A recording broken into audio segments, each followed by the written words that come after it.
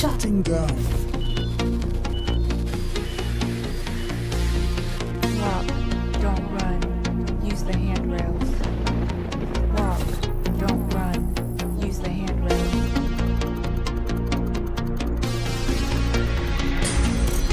Neon Temple simulation reboot in progress.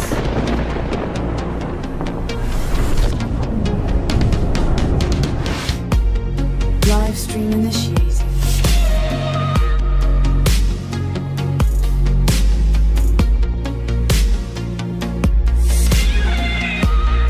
Stabilizing environment.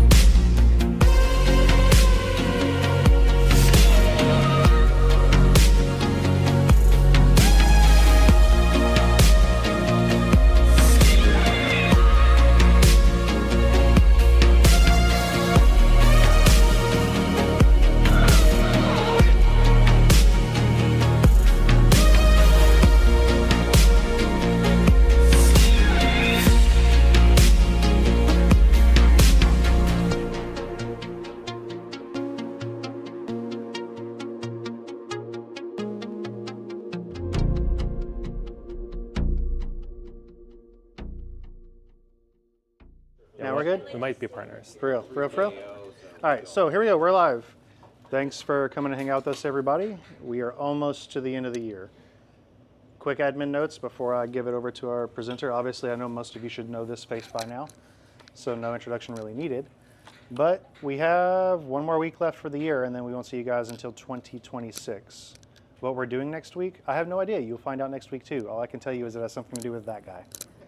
That's all I know. I think that might be all he knows, so you're in for a surprise like the rest of us. We always end the year with Chris doing his magic and kind of talking to us about some new cool stuff. No matter what, it's going to be entertaining, so come on, come out, show some support. If you're not here, you should be here. With that in mind, that's it for the year. We're starting off January fresh. We still need to fill out the calendar, so if you look at it, you'll see there's nothing there. That is on purpose. That's because we have nothing. So if you have something cool you want to show off, something you want to talk about, something you want to do, poke one of us, let us know. Otherwise, we're going to make some shit up on the fly like we usually do. But with all of that in mind, let's get to the reason you guys are here tonight. So the illustrious Mike here has come out to talk ransomware and incident response and all of the fun that comes along with that with us tonight. I won't steal too much of your thunder, so here we go. Awesome. Thanks, everyone. Woo! Thanks, Trey. Definitely this is interactive too, so I didn't put together my normal 100 slides. It's only 30. So yeah, I want to make it interactive. Take time to kind of answer any things that people are interested about in the incident response space that you may not see in your day job. And then some of the stuff I put in here is more that I think on the tech side, what I see, it's hard for us to align with the business sometimes to see like what they're thinking about, what they're going through in a major incident. So as you guys, if people are starting out in the space or you've been in it a while, I'm going to highlight some stuff that kind of the executive teams and more of the leadership teams run into too. But yeah, it'll be kind of focused on ransomware, but a lot of this plays into incident response. And I'm curious in the group too, how many people are in cybersecurity currently? Okay, everyone? All right, how many people more on the analyst side? All right, engineering side? Everything? Offense? All right, so we have, we have anyone work on ransomware cases? I mean, I calls them from time to time. We're recording. Yeah, awesome, okay. So that's a pretty good spread there. All right, so kick this off. Going to go through kind of incident overview, what it looks like, some of the work streams from detection to containment, some of the nuances involved with those. Talk about things that you're probably, who's been through ransomware? Damn, all right. So yeah, you guys are familiar with some of this, like data mining, right? How many people have heard of data mining? What? All right, this is, I'm trying to surprise you with terms. These were not as common terms before, but yeah, all right, damn. So we'll talk through also kind of pitfalls too, through normal incidents. My background, been in cybersecurity for well over 10 years now, so 16 plus. Started off, through every single role. So help desk, how many people worked on help desk? How many people, was that your favorite job? No? Started off help desk route, did IT for a global engineering company for around 4 years, wanted to get into cybersecurity, got Security Plus, convinced, ReliQuest to hire me down here, moved down to Tampa, social engineered my way in, just kidding. I'm actually terrible at social engineering. I know we have some pen testing, red team offense people here. I butchered an offensive security test by doing phone calls in, and they immediately caught on, and they pretty much squashed it. But yeah, so failed attempts at the offense side. My experience comes heavy from the SOC side with analyst work, engineering work, managing the SOC over years, building up threat hunting teams, building up DevOps teams. So moving into MOX 5, more focus on incident response. So reacting to clients that get hit with APT groups, rebuilding those environments, reacting to clients that get hit with ransomware, insider threat. How many people deal with insider threats here? All right, still a lot. All right, I'll figure out something. Background, a bunch of certs when I had that energy. So if you have the energy, just get them done because it will go away. So SANS, GDAT, GCFA, GCIA, GOSI. Anyone have SANS certs in here? How many people? GCIA? No. Okay, so never do that. Hurts. But yeah, fun program. A lot of fun studying 6 a.m. to midnight. But community involvement, B-Sides Tampa. How many people go to B-Sides Tampa? And I know a lot of the planning committee is actually in here. And our awesome logo each year is created by the famous Chris himself. And then also ISC2 Tampa, president of the chapter there. Thanks Aftium for helping organize and make both of those happen. So on the MOX 5 side, just to give you some background into what the company I'm at currently focused on, our history and how we're involved in these incidents, the team, all right, maybe I can stump you on this side. How many people are familiar with cyber insurance? Damn, claim reviews? All right. So on the cyber insurance side, right, when somebody gets breached, they have to submit a claim review. So MOX 5 was started really reviewing those claim reviews for the major carriers out there to tell them if the forensic team, the recovery team, did something that makes sense, or if they went and bought all new monitors because of a ransomware attack and it made 0 sense. So we got started there and then found out that people extremely overcharge and underdeliver and do not focus on the right things when restoring businesses. So got into recovery, then became kind of a staple for the nastiest recovery scenarios you can think of. So anyone see the airlines get hit? So we had teams of 30, 50 people go on site and help reset thousands of passwords, go on site and help restore services. And this happens with hospitals, major global kind of dispersed organizations. So kind of have a hit squad of people we can send out on site, but also a process that they can follow to make sure they get up and running.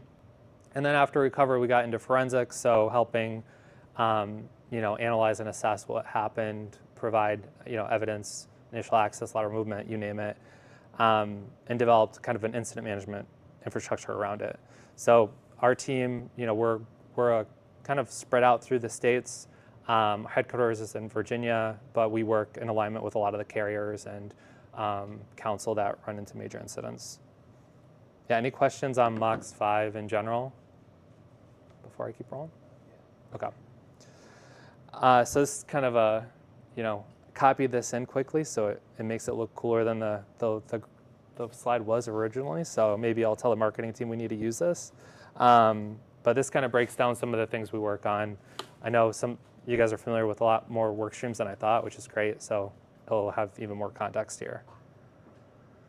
So this, I know we have a lot of people familiar with ransomware. It's not going away anytime soon. I know some people, when I was working in the SOC, I'd be always frustrated, like, hey, it's just ransomware. Why are we talking about it so much? Getting into MOX 5 and kind of reacting to a lot of these incidents, it's pretty insane how common it is that companies get hit with ransomware and how big of an issue it's always going to be, right?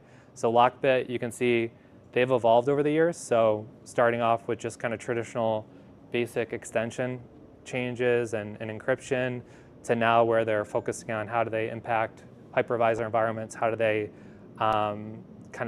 we're seeing different attackers actually delete and impact servers directly.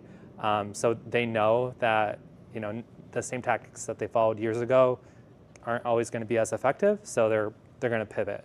So we don't see it going away anytime soon, especially with the great EDRs out there that aren't so great, and people whitelisting half of their environment or not installing EDRs on everything. How many people have seen a client get hit with 3 ransomware attacks? All right, I win, got one. That's not a good win. But yeah, so ransomware is not going. What's that? 3 unique or the same one back to back? 3 unique. So basically, the first ransomware was, good old Carbon Black being deployed. I liked Carbon Black for a while. They didn't have it configured correctly. They got fully wiped out. They then deployed, on the second ransomware incident, CrowdStrike and had good visibility, but apparently the infrastructure team didn't check that there was full deployment. So they had a big gap in their coverage. So there's all those little nuances, right? And this is like a public company, pretty well-known company. But yeah, this kind of illustrates there's a lot of maturity with these groups. We can talk about ransomware groups all day. We have on the website too, kind of like a breakdown of what we're seeing each group do and how they mature. But just kind of notes on Lockbit. Anyone actually work on a Lockbit case? Damn. All right. So yeah, on the ransomware side, it's pretty neat. I mean, you see CLAP come back every year looking for anything that's external facing, public, that transfers data or has sensitive data where they can just do exfil only. You see these different groups evolving and also competing and recruiting. Now it's a pretty meshed ecosystem that there is, and who knows, maybe some of you guys are part of it. No judgment. But yeah, it's pretty crazy out there. So, and then with encryption types, there's a lot of different ways the groups are impacting environments. I know we mentioned, I'll spare you that example, but I have a tabletop coming up next week. We're talking about tabletops where a client wanted us to include different encryption types. So here it is. And it's, so sometimes a lot of clients and a lot of businesses aren't familiar with how your data can be impacted or encrypted, how remote encryption works, how your hypervisors can be destroyed. So it's just important as kind of infrastructure, IT, cybersecurity people knowing the risk, right, and looking at the low-hanging fruit with a major incident like this. These are kind of the basics, right? Remote file level encryption. You have ESXi encryption, file level encryption, and then RMM, old school PSXX based encryption. And what I would say in general is we're seeing the same gaps where EDR is not pushed out. You don't have visibility into your hypervisors, or you don't have the proper tooling, or you have a whitelisting that doesn't prevent this type of after-fact attack. Yep. And I think that's a good highlight too. If it works, why change it? That's just the common theme we see with groups, right? With AI, deepfakes, social engineering, like as more offensive mindset people here, we're like, why don't they do more of that? It's just simple. If it works, why change what you're doing?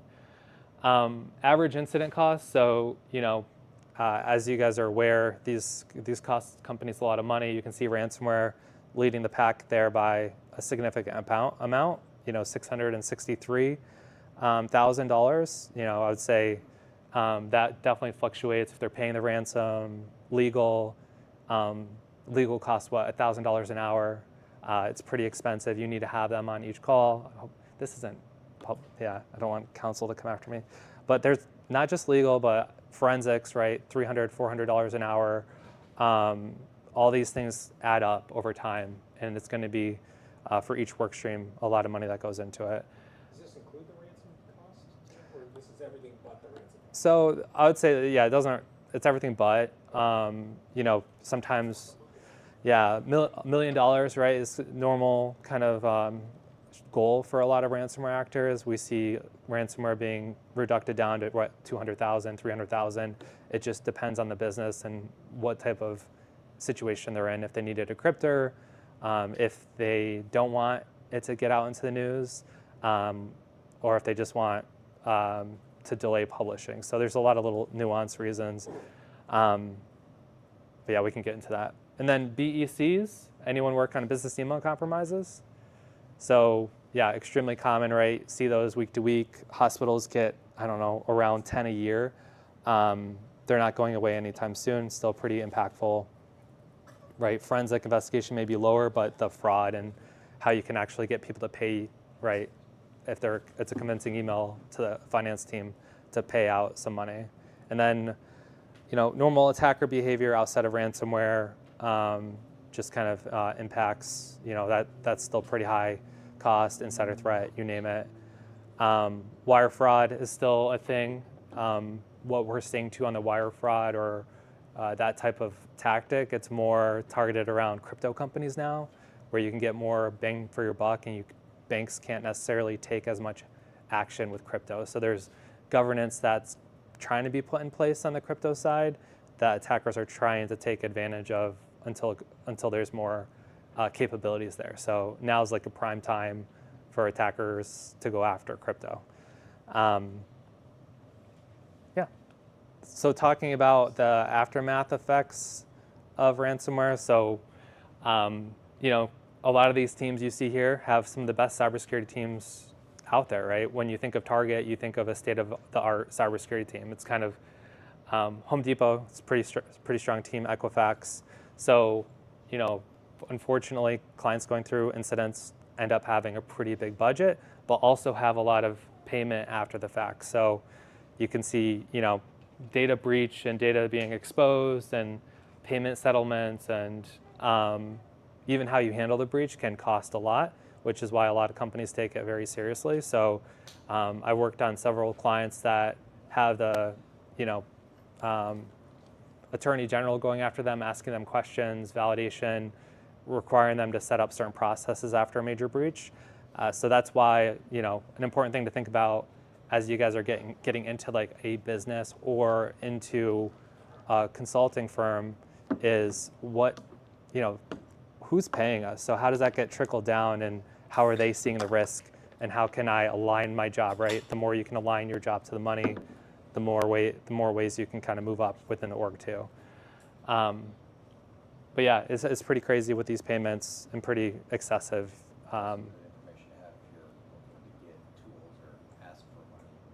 Yeah, it's really good information to have if you're looking at trying to get some more budget available, because what a lot of companies think too is that, hey, it's a one and done. I paid this, it's over. The, you know, cyber insurance is going to cover a good amount of that, but then it's the aftermath of, okay, well, you know, this data was discovered. How many notifications do we have to do? Is there going to be litigation after the fact? Is someone going to realize that we didn't patch SonicWall in time and it was our fault? Yeah. Yeah, or yeah, insurance won't pay, or what we see too is, you know, a lot of people just don't have the proper cyber insurance coverage, so it's going to be a limited coverage anyways. So definitely information worth keeping and thinking about. And what I noticed too, just from a personal perspective with working with a lot of different companies and like trying to kind of think around how CISOs think and different leaders think, they aren't on the front lines of these incidents, so they're looking at the news. So what I see is like kind of like building up a list of, if you're trying to move up within a company with the business, they're going to know about different news articles. So even though that may not be the most like detailed or exact information, knowing what's out there and aligning that with your talk track is very good too. And then data, how much you can sell it for. I just feel like I have a bunch of attackers in here and you guys are like, okay, I'll try to find this. You know, social security numbers, you know, $1 to $6. Is that right, anyone?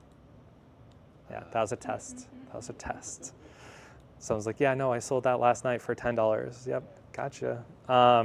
medical records. That's why, of course, hospitals are a big target, especially with business interruption.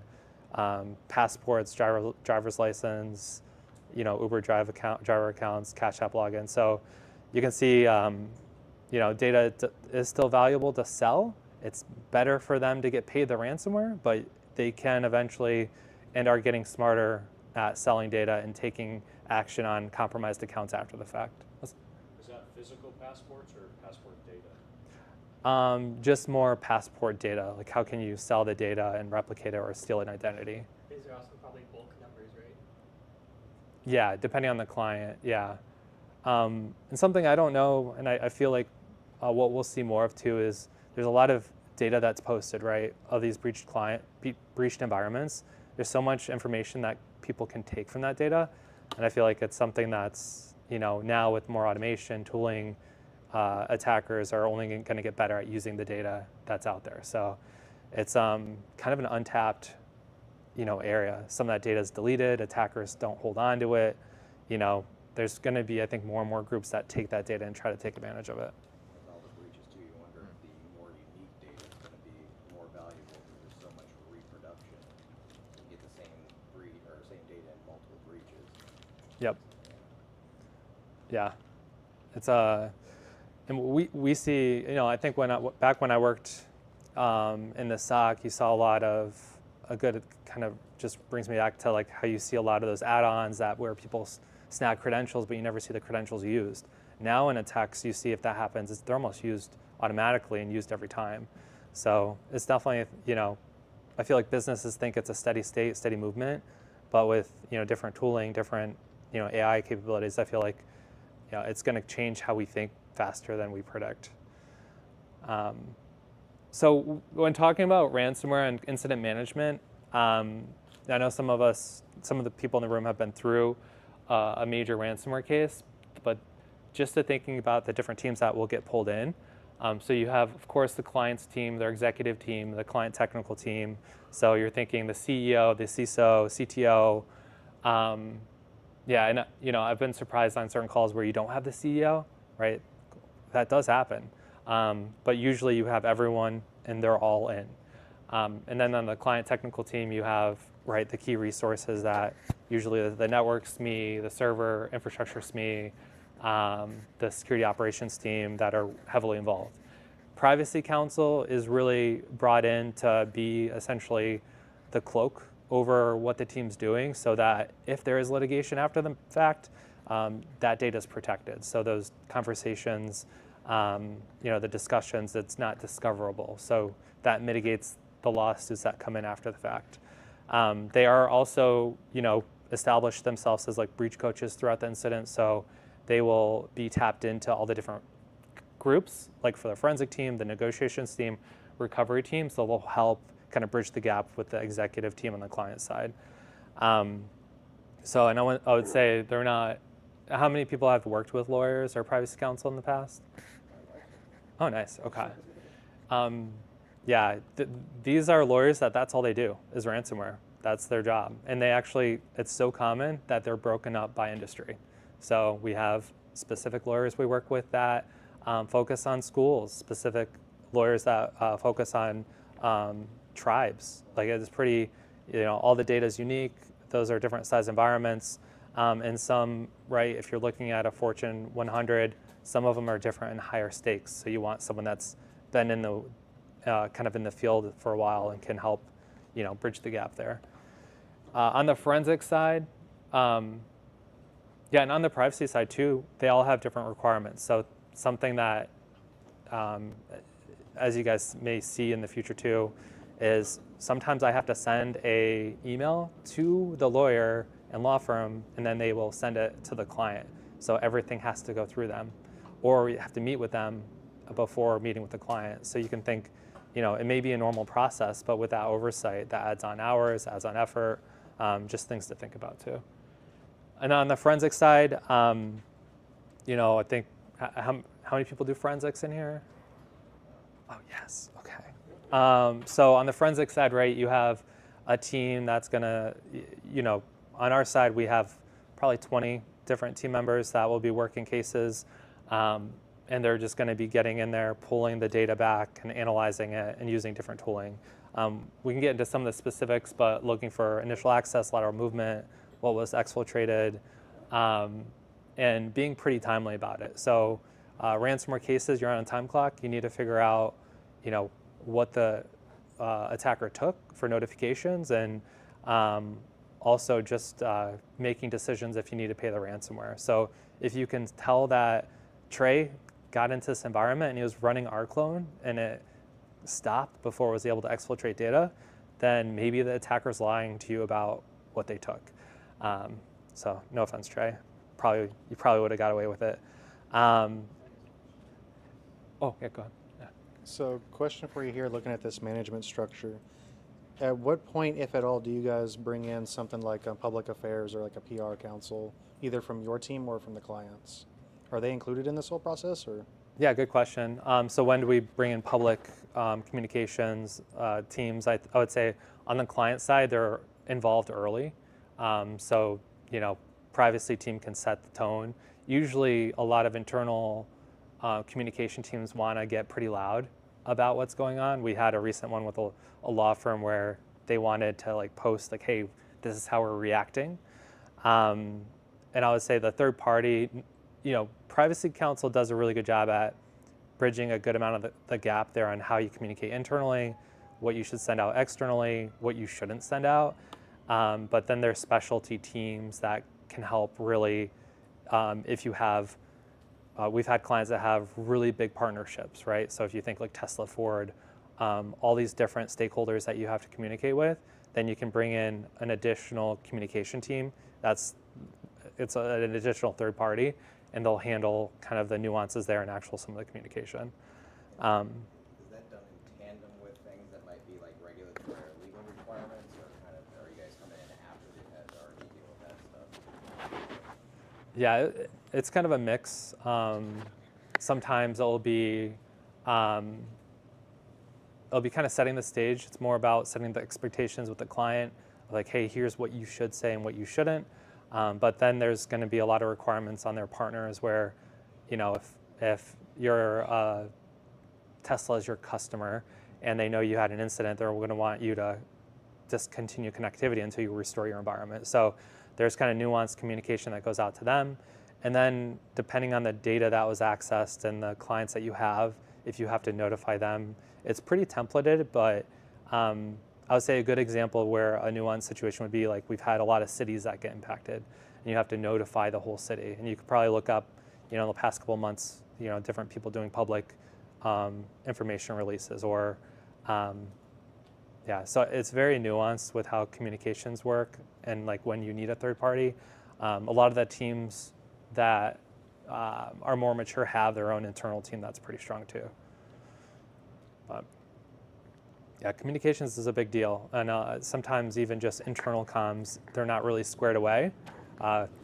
Trey probably sees it with a lot of tabletops that he does, but I just did one recently with a big company, and only 2 of them were on their incident response plan. We asked how many people would want to be notified. Everyone raised their hand, so it's always a tricky balance too.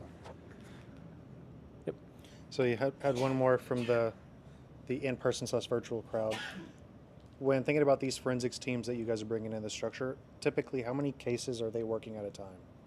Yeah, that's a tricky question. For any given analyst, I would say, there's rotations, and there's we have a global team where you can rotate out to people in Dubai and different locations to help with the workload. Each forensic company is a bit different. Some of them are a little bit heavy-handed. I would say a given forensic analyst can typically support probably 5 to 10 cases. However, there are forensic firms out there where the analyst may have to do 20 to 25 cases. So that's important as a client when you're looking at your retainer and who's on for forensics, is asking those type of questions of how many people do you have? How many cases do you take? If you hit capacity, what happens? Because there's a lot of, it's become so common that forensic teams will hire up when they get busy, and it's a big burnout area. So you'll see a lot of people in the forensic space just getting burnt out and it's a big challenge across the board. So keeping it down to 5 to 10 is definitely a better sweet spot. So that's kind of where we average out at. That's an individual doing 20 to 25 or a firm? Yeah, individual sometimes. Yeah, it's so imagine trying to keep your cases straight, right? Or your findings, or pivoting and having the right context. So it's it's a forensics is a really, so if people are looking into getting into forensics too, it is a good space. You get paid pretty well. You can work multiple forensic gigs even. Like there's a lot of forensic firms that will do consulting on the side, like, hey, I work at Mandiant, but I also do some side work for this company. However, it's a grind. You're going to be working and putting in a lot of hours. Like sometimes people put in like hundreds of hours on the forensic side. We avoid that because we know, we look at other companies and we never want to lay anyone off. A lot of other forensic firms will hire up a ton of people and then, hey, it's not busy. Sorry, we got to cut. So, yeah, it's pretty crazy. Never want to do forensics because I didn't want to be called in court to testify. Yeah, on the court testification, did I even say that right? That does not sound right. On the ransomware forensic investigations, typically you don't have to go to court. If you're doing, insider threat or other certain cases, you may have to. So yeah, it's not. I'd be worried, like, you're going through that case and then you find something on somebody's laptop that shouldn't be there, and then that's someone Yeah. Yeah, going to court, it's like locks down you for like half a year. It's a brutal. Be an expert witness. Yeah, expert witness. Like getting cuffed. Yeah. Well, no, just because that happened to a colleague where he was helping with an incident, and then they found some CSAM stuff, and then that was just a whole nother can of worms. Yeah, thankfully, a lot of our team does. There are lawsuits, so retaining the data is often like we get requests from counsel like, hey, keep this data for us to review. But we haven't seen too many court cases yet, so knock on wood. Yeah, any other questions on the forensic teams, work streams, work they do? Some cool stuff that we did a webinar and a blog post on it. I think the team calls it like bitmap cache. Anyone ever hear that artifact? I literally just talked about this with him an hour ago. Okay, it's really neat. We, not every, so the cool thing about forensics, like I wanted to get into forensics when I was getting into cybersecurity. That was my goal, because the cool thing is you can find these unique artifacts that no one knows about. And, attackers think they're good. No one can see what I did. And then you find this artifact that shows when they logged in, the timing. So bitmap cache, you can actually see screenshots of their screen when they're working. You have to kind of mold it together. But we've had cases where we found the, hey, do not, delete this after using. Do not show the client this. And we found encryption keys. We found different kind of additional evidence of what tools they were using. We found PowerShell scripts. So we have screenshots of all that too. I could probably, if anyone wants, I can send them. But we did a webinar, I think 2 weeks ago on that too. So. In your app data local folder. Yeah. Yeah. And yeah, there's some really cool books out there. I always read, Harlan Carvey's got some really cool forensic books. Yeah, forensics is pretty cool if you're not killing yourself over it. Security operations, so that's kind of the SOC side, the analyst side. When companies have a ransomware incident, you have to bring in a third party to do oversight. So you're like, we do that, but you have your Red Canaries of the world or CrowdStrike or different teams that are going to monitor the environment as you recover.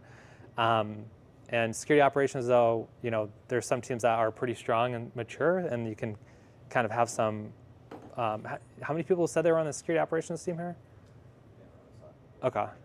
So on the SOC side, you can help expedite forensics based on what you have logged. A lot of cases you don't have firewall traffic. A lot of cases you're missing a lot of the logs that you need. They're like retention's not properly set up. SIMs aren't dead, in my opinion, but some people don't want to feed them. So negotiations, it's a really cool work stream too. So we do a lot of negotiations. Normally it's kind of normal with almost most ransomware cases to do those, just to figure out what the attacker has, prolong your time to do your actual investigation.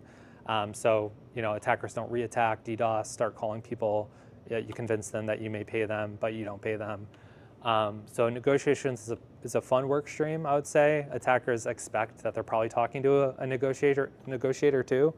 And it's actually very nuanced. So a lot of playbooks, a lot of strategy around how you word things, what you say at what time, even when you reply, kind of built into that based on what you want the outcome to be.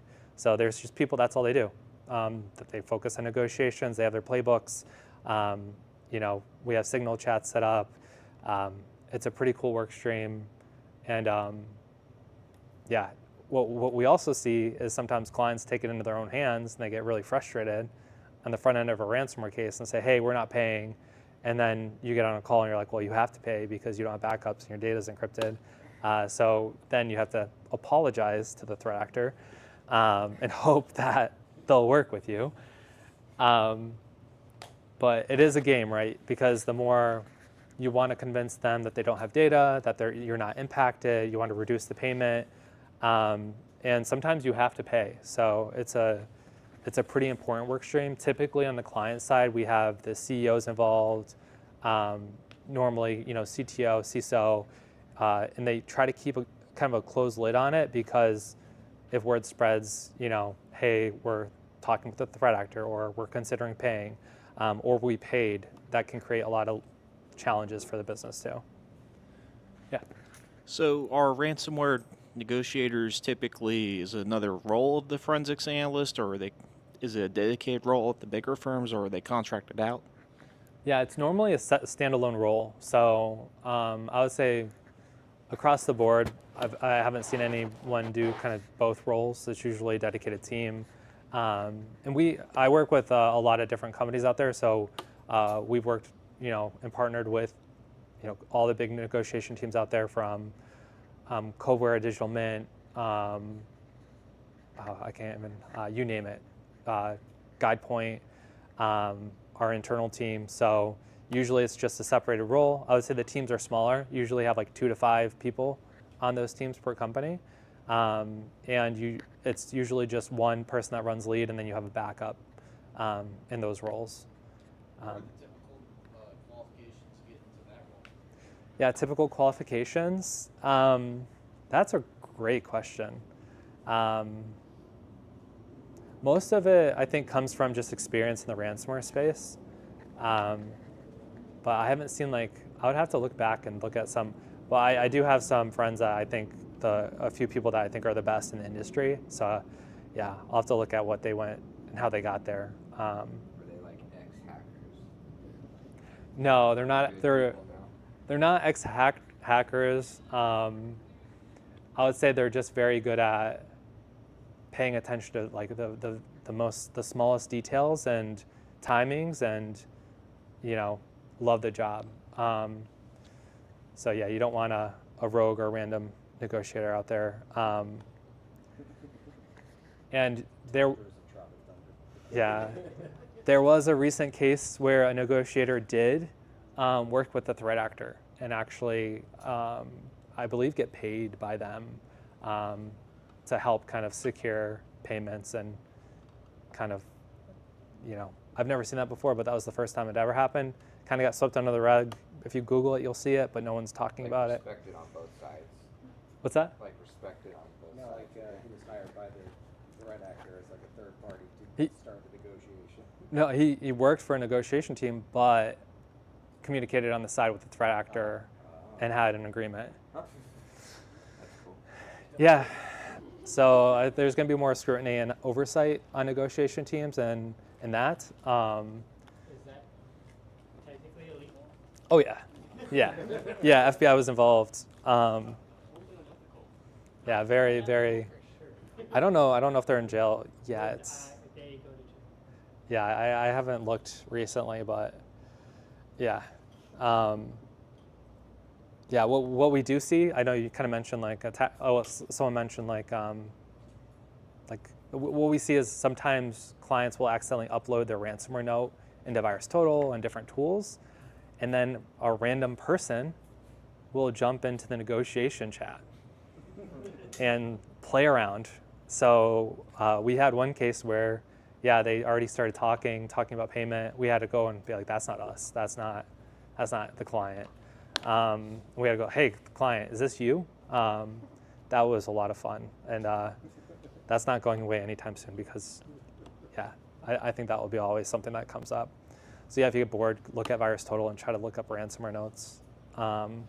Please don't. Like I'm just making my job harder. What was his end game there? Like talk to the ransom people, say you owe 30 million, and go to the company and be like, I can help you for 40 million. Well, the dark side of it, if you go on their negotiation, yeah, there was no outcome there. I could think of like if you're going on trying the dark side of it, you could be like, hey, I am, jump in there and be like, hey, pay $1,000 to this account, and the client may just be like, oh, okay. But yeah, I don't really see a winning approach there. Yeah, negotiations is fun. Definitely takes a special skill set. I've had clients where they're like, hey, I read a bunch of books. I know how to negotiate. I have, are you guys following the schema for negotiations? Yeah, that's only happened once. But yeah, usually also with negotiations, the carriers, cyber insurance carrier is on each approval thread. So if money's involved, they want to know, even if you're not going to pay it. So usually they're going to be looped in and just tracking the amount of money too. Yeah, any other questions on negotiation? Fun? Okay. Yeah, and then recovery. So recovery, right? It's kind of it's more of a focus a lot of businesses are thinking about now. Traditionally and usually it's something that's like aftermath. Oh wow, we're down. We never really tested our backups or getting things back up and running. There's a lot of, I'll talk through some of the nuances with recovery, but essentially recovery is getting your infrastructure restored in a safe way, getting your AD rebuilt, getting containment, things taken care of like lapse or a strong password policy or, actually patching. But, and then there's data recovery, kind of separate these. So data recovery is more when you're sending data to like a third-party forensic firm that can actually pull files off of a file server that were deleted or encrypted. This may be like a critical, usually it's going to cost, $50,000. It's going to take a month, 2 months to do. So it's very nuanced, but it's actually pretty effective. So when you guys think old school back in the, or like, hey, my aunt deleted all of her photos off of her phone. I have to send this to somebody to get the photos back. That's the type of data recovery firm, but they've gotten really good. We have this, it's kind of our secret sauce. We have a partner that can actually recover encrypted data based on some like strategies he has with looking at data too, so. All right. So, when you're looking at the basic work streams, kind of hit on these, but on the forensic side, you're going to be pushing out EDR. Whose favorite, I don't know how to word this in a good way. What's everyone's favorite EDR? Any favorites? Defender for endpoint. Defender for endpoint. Sophos. Sentinel-1, CrowdStrike. Sentinel-1, CrowdStrike. Sentinel-1, CrowdStrike. Okay, that's what I heard. So EDR, deploying EDR, looking at getting the visibility needed, and then there's a lot of, right, you can push Velociraptor, we push different tools out of CrowdStrike and other EDR tools to get additional telemetry from the host. Some of the EDRs have better forensic capabilities out of the box too. So, if you have Sentinel-1, deep visibility is not always enabled, but that gives you a lot of information. And then even the existing AV or what was there that didn't block the ransomware, we can pull a lot of information out of that too. On the analysis side, you're looking at, right, what's been impacted, you're prioritizing collection. If it's a hospital, you have to prioritize what gets the hospital up quickly and what you can validate and help restore faster. So there's a forensics isn't always, you have to move pretty fast and you have to be pretty good at what you do to do forensics for these type of cases. Reporting, so kind of like collecting, you guys get that, pulling the data back, doing the analysis. Reporting is another big piece of it, putting things on paper of your findings, communicating like a human. On the forensic side, that's a challenge because forensic, oh, go ahead.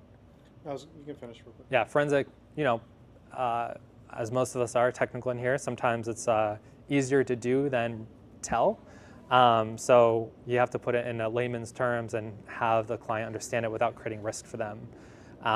So we've created a lot of automations where we do narratives and automate and use AI to actually simplify some of the language that we send to clients. And in general, reporting's kind of stopped where clients don't want it on paper because it creates risk. Somebody can ask for it, it can be discoverable, and it just creates noise for them. Yeah. So question out of the chat was, since you're on forensics right now, what's kind of typically like that secret sauce that they're looking for in that collection and analysis piece? Is that more like just like the endpoint generalized log files? Are you working with specific like system images? Or is it just something completely different that you're typically dealing with? Yeah, so what's the secret sauce when you're doing forensics, like what you're trying to look for? I would say on ransomware cases it's sometimes hard because data is encrypted, so you may not be able to get what you need. You may have to restore from backups to get the proper forensic collections, but you're looking for, the initial access in. Was it sonic wall? Was it a phishing email? What was the initial host that was impacted? What hosts have rclone or any type of AZ copy, any type of exfil tools on them? And then you're looking at your firewall logs of, hey, how much data went out and when did it go out? You're then also just looking for, what systems did they touch and what data did they view? So you're looking at like cache, blanking on the shim. What is the forensic term for it? But you're looking at kind of what did they open? So there's a lot of logs you need. You typically don't have to get a lot of visibility into workstations because attackers aren't going to be doing as much on those, but your domain controllers, some of the critical servers, sometimes like a Linux server may be something that attacker can take advantage of in an environment that's not protected or they're really good at using. So that's kind of the generalized area. Does that answer your question? Yep. Okay. And I have a blog post I did on logging for forensics of the different things that companies should log that help enable kind of reactive forensics because coming from the SOC side, a lot of people just have no idea what to log. And I know that if the SOC analysts in here, sometimes getting them or having people want to log information is hard too. But yeah, go ahead. Moving back to the last slide, you said that the decryption and recovery is more effective than you'd assume. Is that something that I guess an attacker could also look at? Say, I find a Lux device, like a Linux device encrypted with Lux or BitLocker or anything like that.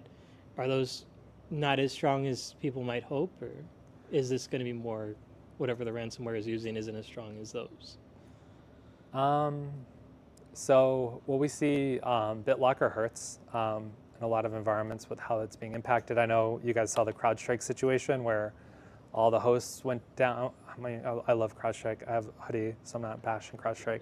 But all hosts went down, right? And then there's BitLocker that's on top of it. And a lot of companies don't have the automation, and they have to get boots on the ground to help get into those. We did see a lot more BitLocker type of encryption approaches like 2 years ago, but we actually haven't seen any in a while, so that's interesting.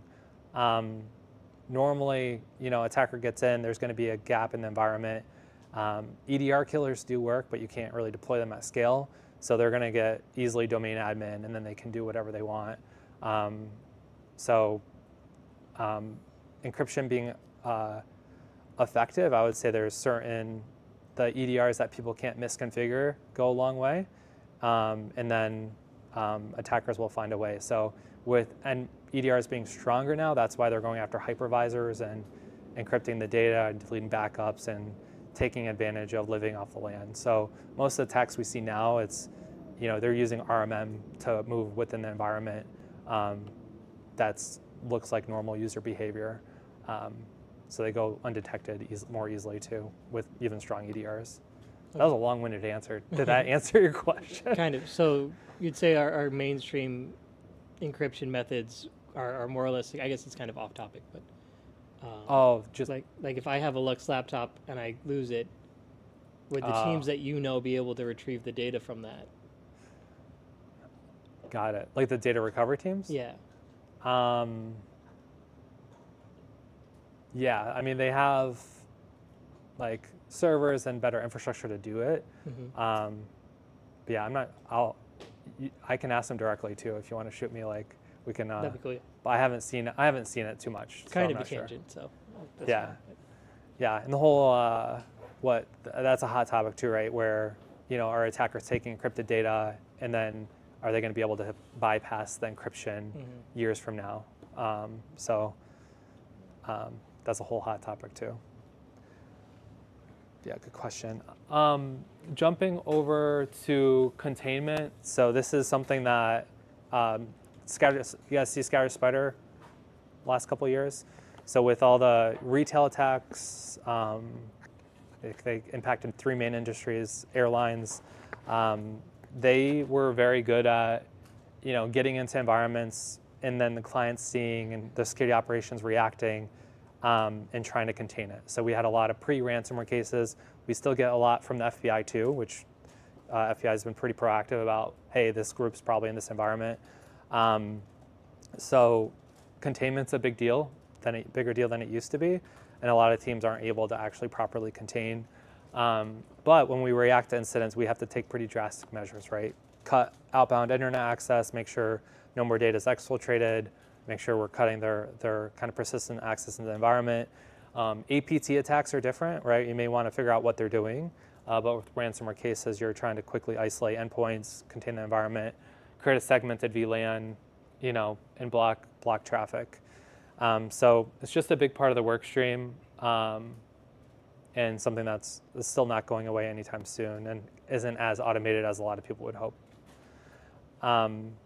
Recovery, so we hit decrypt. Actually, we didn't hit decryption. That's a whole nother piece, right, where you can't trust a decryptor. It may not work. You have to test it.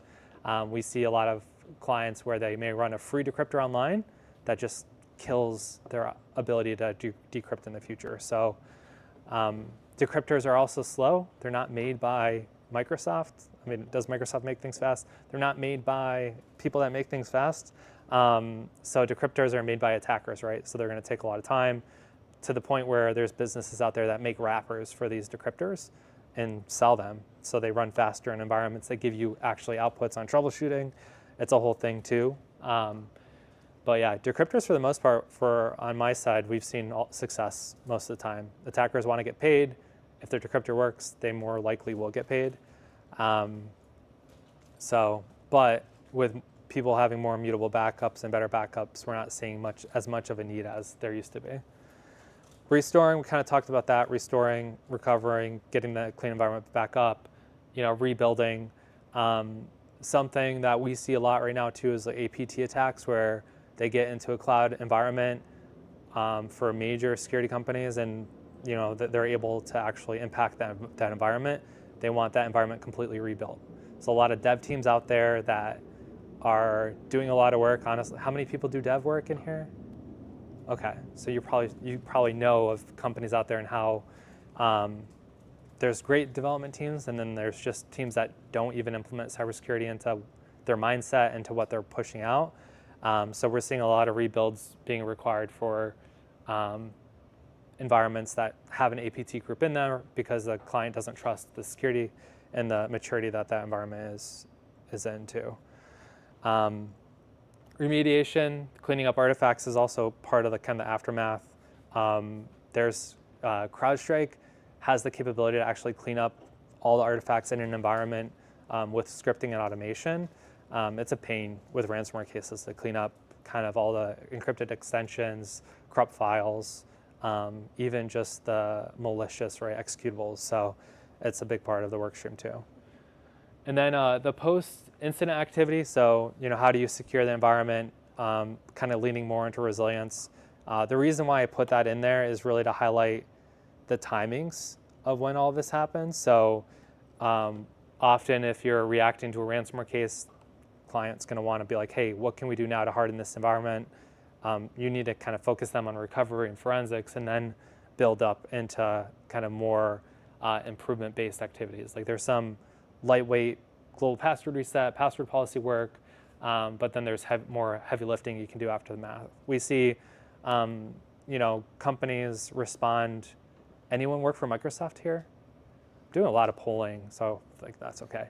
But Microsoft's great. They have a DART as their incident response team, but when they come into engagements, they want to basically set up, what do you call it, Red Forest? Is it Red Forest? What's like the AD hardening, the extreme version of it? So it's just essentially like setting up insane governance around AD that takes weeks to do. It's close to Stigs, but it's just for AD. So you have to be very selective of what you're going to do in ransomware cases to get the business back up and get the proper visibility. So this illustrates the timing of the recovery team, the forensic team starting at the same time, containment taking place, the threat being neutralized, getting more into the core recovery phase, and then the investigation concludes a lot further down the timeline than a lot of people think, and then you get to a full recovery spot. And then as far as the additional work streams, we hit on some of these, but some that you guys may not think of would be data mining. So I know a lot of people have mentioned they know what that is, but that's one of the most expensive work streams. So usually it's going to be hundreds of thousands of dollars to go and comb through the data and figure out what notifications you have to do. And then the other one that you guys probably may not think about too is like help desk. So if it's a global organization, you may have to augment your help desk because you have 20 people that take help desk calls, but you have to do 3,000 password resets. So that's something that we often have to help with if you have to do it rapidly. Other things people probably don't think about would be dark web monitoring, how you integrate that into the process, segmentation.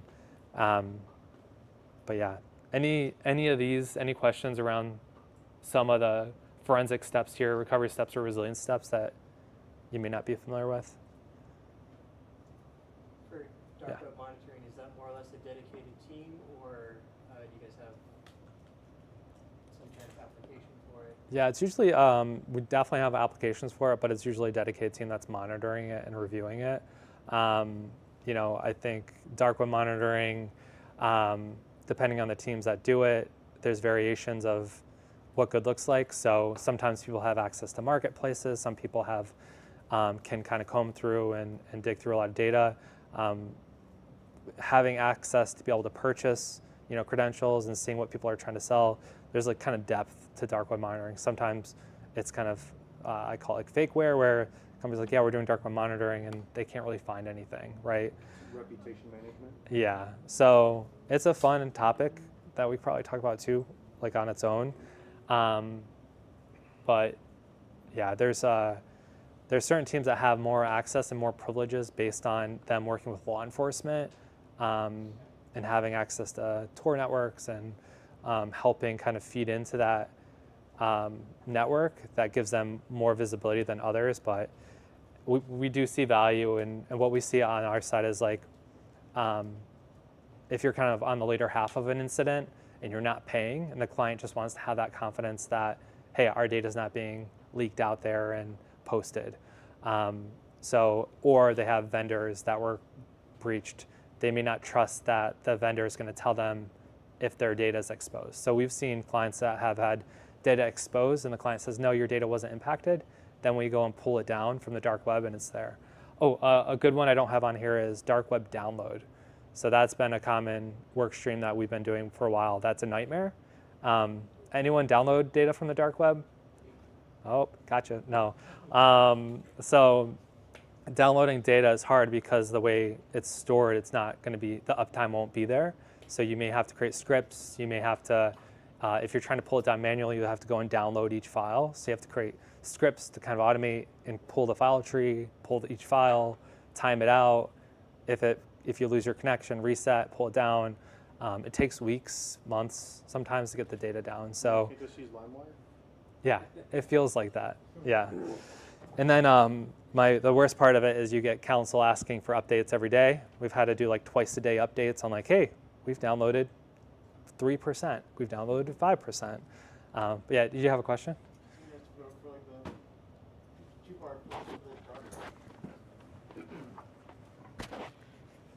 So for the first part of the monitoring, especially the downloading, like one legal like liability, like so especially if you're a private firm, like do you need to like go and like say that if you're like, hey, like I'm doing this for this purpose, and explicitly say like it's not malicious, so you, especially like if you're like a firm providing like the intel and you're not and you haven't been contacted by a client, like what's the legality as far as having that breach data? Yeah, that's a good question. Like, are there any legal challenges to downloading breach data? For clients, we haven't had any issues with downloading their data. I would say with getting downloading data from, if you get access to an attacker's environment and you see other client data there, that's when you get into those discussions with FBI of like, hey, do it, but don't tell me about it. Or if you try to take down an attacker's infrastructure, that could have repercussions on other clients that are trying to get their data. But as far as downloading dark web data, we haven't gotten in trouble yet, and we don't really go through any type of legal process there. Yeah, that's a good question. Maybe that will be something that comes up in the future, because it's pretty easy. You could accidentally download other people's data.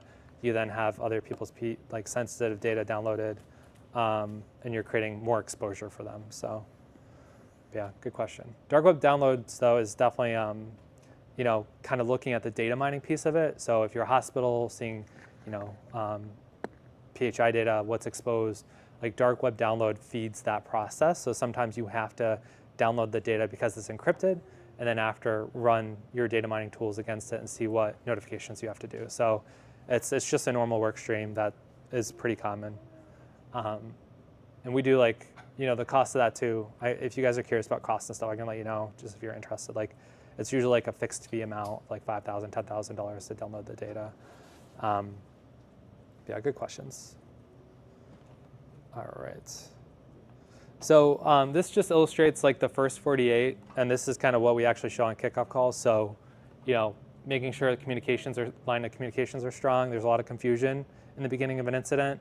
So knowing you have the right point of contacts, setting the stage, right? If client gets hit with ransomware, talk to them on a call, and then you don't talk to them until the next day, they're not going to be that happy. So getting and making sure they have the right POC as they understand the process is really important. This just illustrates really kind of a broad level of things that you just want to highlight to people that are getting hit so that they know and have confidence in what the next steps are. So, right, getting EDR deployed, analyzing the activity, assessing backups, developing a prioritized list for restore, and containment. Those are really the key starting points to any ransomware, reacting to any ransomware case. Major pitfalls here is assessing backups. There's a lot of companies that will say, oh, our backups are good. They talk to the IT person. You get in there, they're hard deleted. Or you get in there, they only have backups for the last week. How many people managed backups in a past life? It's getting better, right? But I remember when backup exec would fail every weekend, and I'd be pretty paranoid. So backups are more reliable than they used to be. But right, if the business isn't paying for a lot of retention, or you only can do so many snapshots based on storage, it's pretty expensive to have the right setup. And then prioritized list of restore. This is like having a short list of 20 servers that the business needs up to run on is really important, and a lot of people don't have it. So you end up having discussions, right? If you're looking at getting the business up in 24 hours, 2 days, if you have to have a meeting to figure out the servers and choose from them, that adds hours and delays. So, and then we kind of talked about communications. This highlights, right, control what is communicated, internal communication versus external. So, leveraging and leaning into Privacy Council, demonstrating, you have to demonstrate responsiveness, competency. You have to be aware of different triggers like data leakage, client exposures. For internal communications, you'll see, hey, we have an IT outage, keeping it broad, keeping it simple. We've seen where internal chatter happens, and then there's I had one where a college, everyone's talking about it in the college, then a local news station learns about it, and then they put it on the news. So we've also had ones where like too many people know, and there's someone that starts doing dark web searches, finds someone that's named the same company, just creates a bunch of noise and distraction. So standard IT outage communication, avoiding kind of the aftermath. Once people know you had a breach, everyone's going to be reaching out. They want to get notified immediately, consistently about updates. It just creates a lot of noise. Yeah. On that note, does your company or companies like yours typically have to sign an NDA, the employees involved, to prevent that from happening? Yeah, that's a really cool idea. That's really good. Yeah, maybe that's like a new thing that legal can push out. No, there's no like kind of NDAs like that individual employees have to sign. That's a cool idea. I don't know. Yeah. We do, on our side though, sign an NDA with the client right when we get engaged. So that happens. So of course we're aligned with that, but your internal, like local, maybe help desk person or IT person, yeah, there's no like additional paperwork, or if they're read into a case, it's usually like, hey, don't share this. You're briefed on this.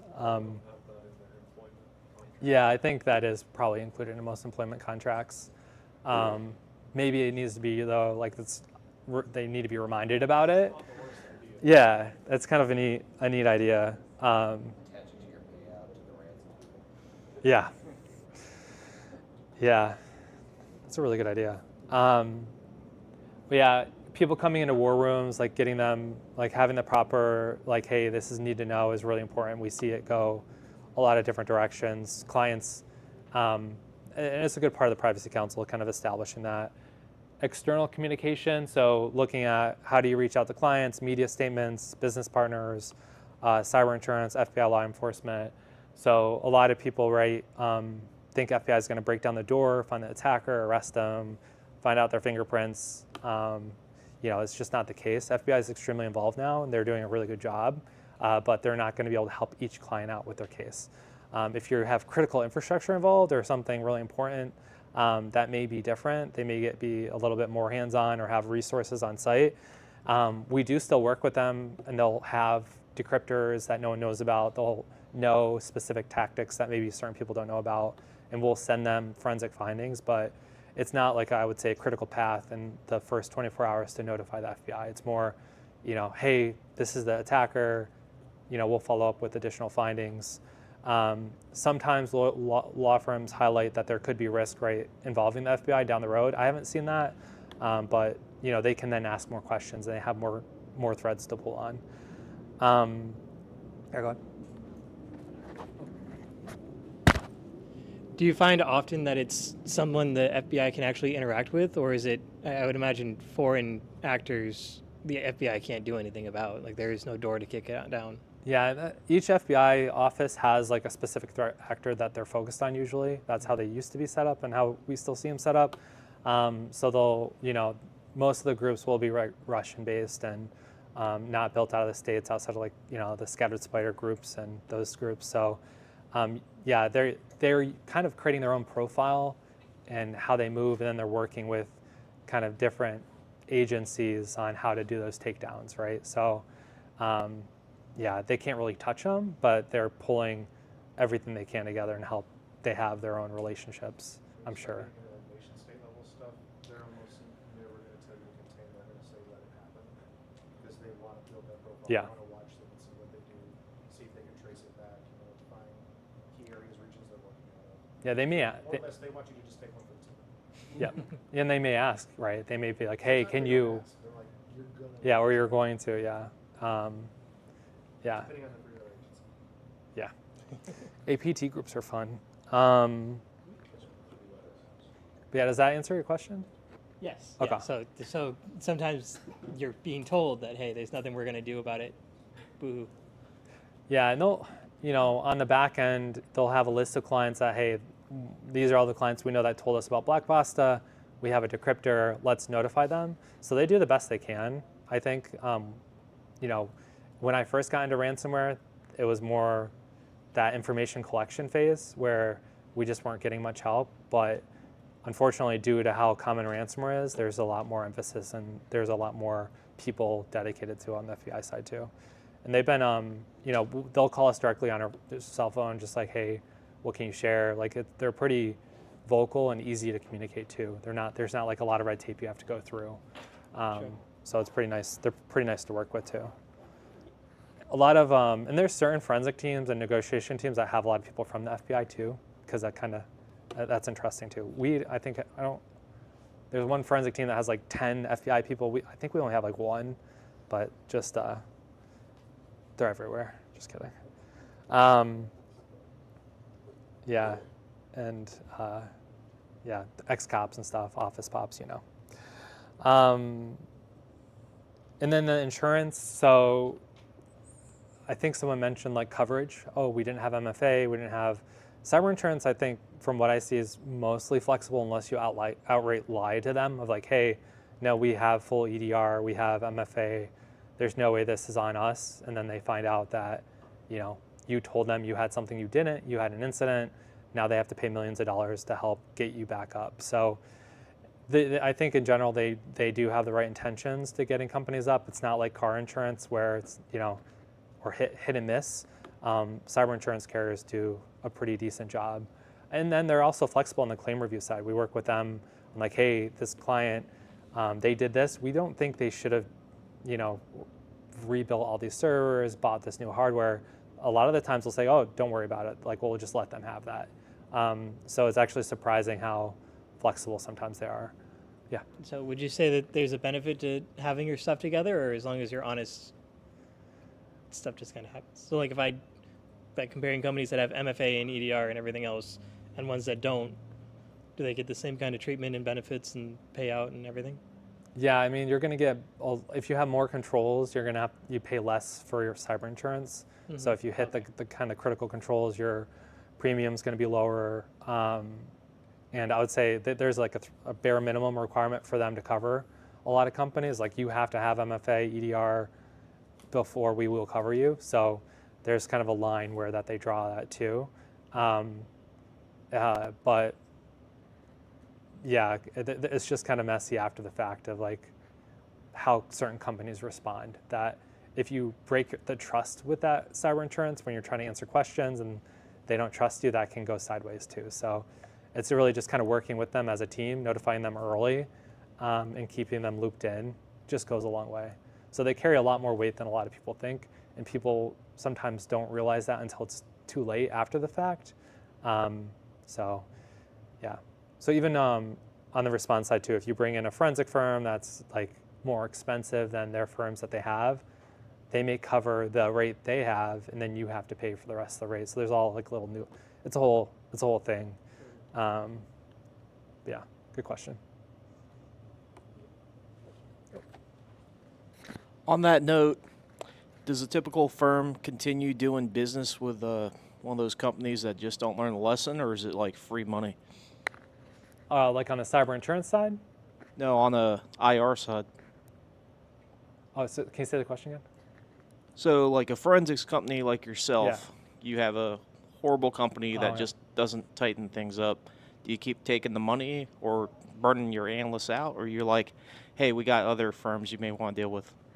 Yeah, that's a good question. Like, do we, would we want, or that's good, how to word that in a nice way, clients that are getting hit consistently that may have like a lower security posture that don't learn, if we continue to work with them, I would say, yeah, companies change, teams change, leadership changes. So the one example with like the 3 ransomware incidents, we worked on 2 of them with them. Since we're familiar with their team, they reach out to us. We don't want anyone to go through it. We're going to give them the best recommendations, and we do a lot even for free just to make sure that they don't have to go through it again. So I would say we prefer them never to go through it because it's not a good experience. It's very emotional. We see, you think of the CEO, they spent their life, years building up this business, and then it's taken away from them in a week. So seeing CEOs literally cry on calls, we are not fans of bad security. But on the flip side, it does bring us the work.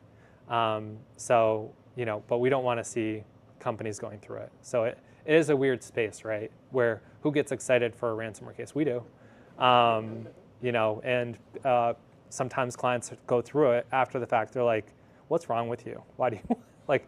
How do you deal with this every week?" So, you know, it's just rewarding to get businesses up and looking out for people that are just in a weak spot and getting them in a good spot. And most people learn, and most clients, 90% of the clients we work with are extremely nice. So you do get the ones out there that are rough to work with. But yeah, it's definitely not something we want to see. And yeah, I think most people, it's normally like an attention and focus piece, and then after an incident, they're able to actually invest and get to where they need to be. But tricky question. That's a good one. That's a hard one. Yeah, we have fired customers. I mean, you know, if you're not moving at the right speed to mature your environment, or like listening to recommendations, it's just not for us. So it is important to keep an eye out, right, to how customers react, behave. Yeah, I've had some cases where you can tell, like, I've had only one case where a CEO was just like, didn't really care about the client's data, didn't want to notify them, wanted to take the easiest route, wanted to kind of just defend themselves, protect themselves. And, you know, karma, like that, they are no longer the CEO. And it was like pretty refreshing to see. So, you know, incidents bring out the worst in some people and restructure a lot of companies too. So, yeah, common question after most incidents is like, hey, did Bob on the IT team do a good job? Do we need Bob? Did he mess things up? Half the time it's like, yeah, he's running the business. He spent the last year creating your infrastructure from scratch. You guys didn't invest in him. You guys had these gaps. Like, you actually need to probably give him a raise and and some time off. Yeah, you need more Bobs. I've actually said something similar to that too. So, so yeah, the kind of moving into resilience, like playbook development, having after an incident, having lessons learned, having tabletops are extremely effective. We have had clients that went through a tabletop and the next week had a ransomware case and killed it. There's this one client, I keep telling them that there's the best response I've ever seen. So tabletops do actually work if you do them. And if I know people were joking about earlier, like the worst tabletops out there and the checklist tabletops, they do exist, but playbooks and development and testing and making sure people are comfortable being uncomfortable is important. Critical controls, we talked about some of it. A lot of this is not new, right? Active Directory hardening, PAM, EDR, MDR, backup segmentation, vulnerability management, and then testing, having pen test, purple team companies. If you ever, I don't know if anyone knows a purple team company out there. You know, yeah, some company with a unicorn, you know, actually validating controls, right? That would be, I mean, that's the best way to do it.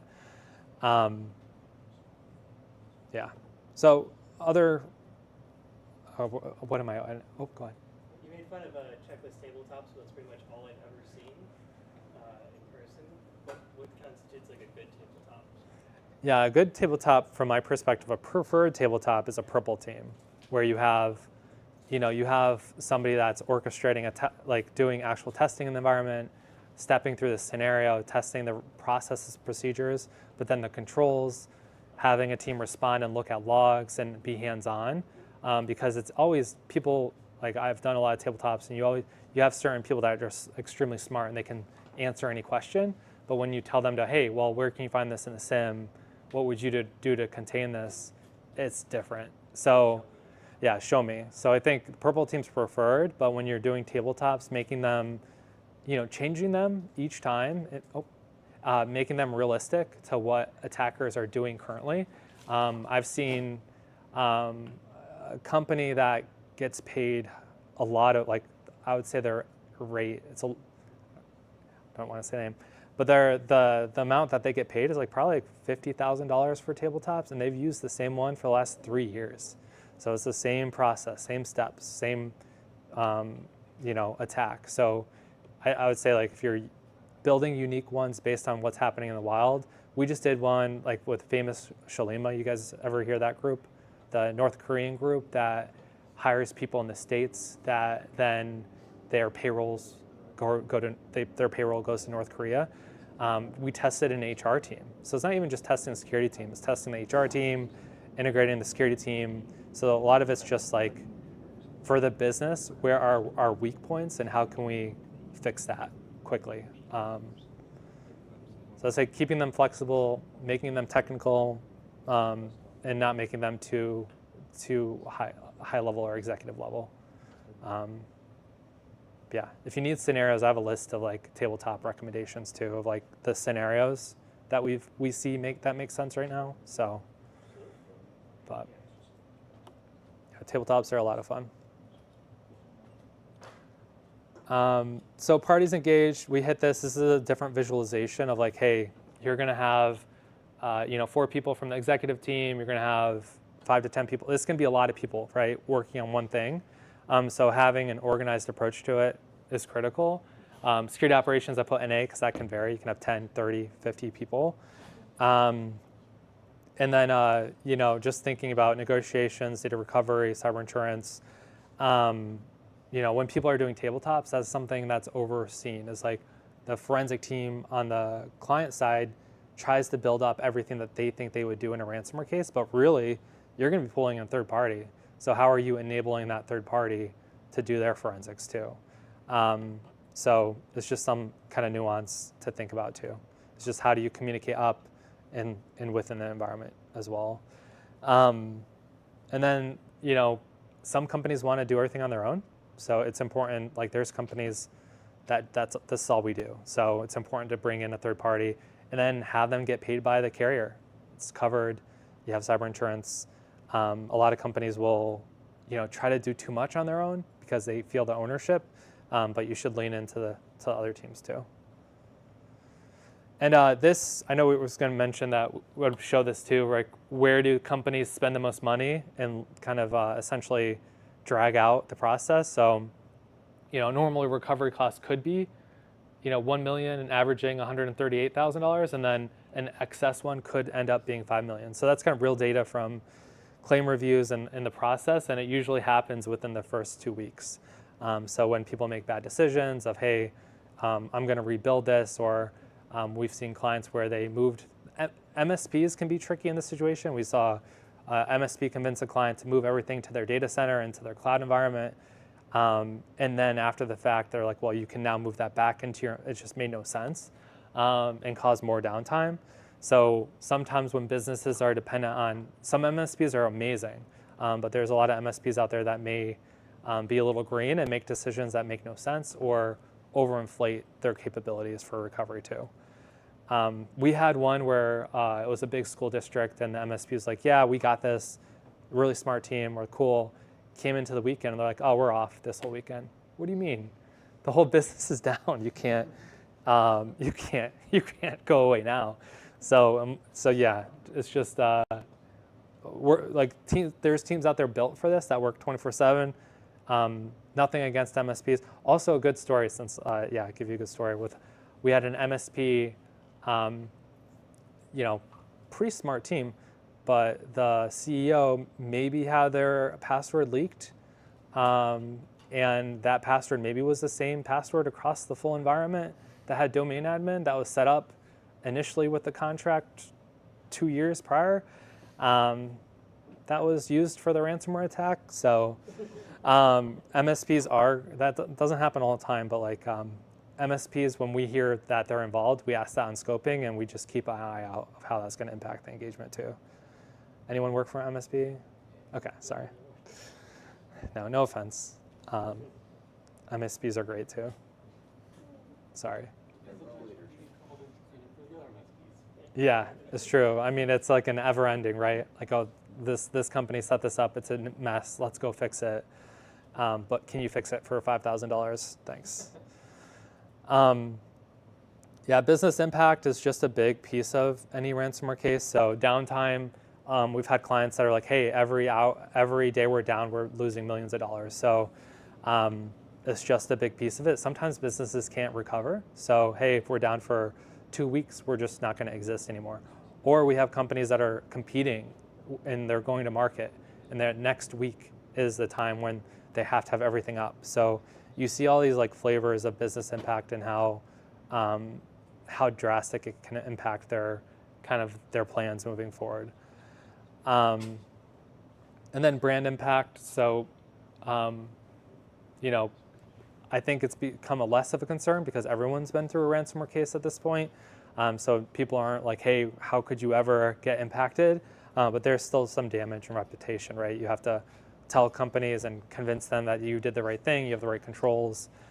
Some companies, there's a lot of companies that you guys probably never knew went through a ransomware case that, would you trust them trust your credit card when you're using those companies if you knew about them being impacted?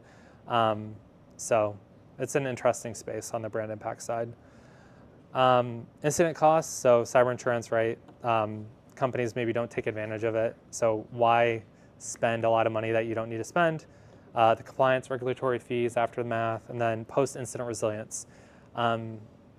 Investing into a SIM, investing into MDR, it's not cheap. So there's going to be aftermath costs too.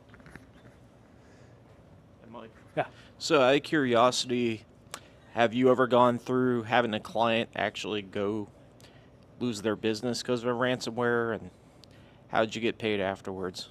Yeah, so have we seen somebody lose their business after ransomware, and how did we get paid? For smaller businesses, you see a lot of after the fact, it's not every case, but if they're trying to get the carrier to pay for it, or they just don't have the funds, we've had businesses straight up not pay for helping recover.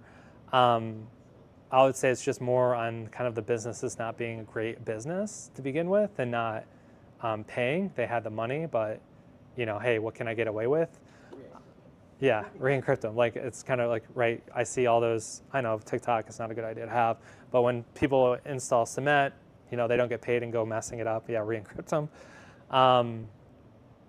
So I would say, we usually get paid. We have seen companies go out of business, go bankrupt because of it. I would say normally they're on that path already. So when we're talking to them, they are like, hey, do we just kind of close shop? So we've seen companies make a decision of we're not doing this. We're just gonna, we're kind of already going out of business, or this is a side business. So it's a very weird nuance there, but I would say it's pretty rare. Yeah. Cyber insurance pitfalls. So this is a fun topic, but panic purchases. People have bought, monitors. People have tried to say that the encryption impacted their monitors. People try to say that the encryption impacted their power supply. Power supplies. Yeah, or bricked their computers, their motherboards. Yes. Yeah. That was worth. I had so many Bitcoins. Can you reimburse us for that? So there are, switches. Hey, we had to reinstall or get brand new switches because the attacker was in our environment. We don't trust that they don't have access to our switches. They know our IP scheme. We had to move locations. Just kidding. They know where I live. I had to get a new house.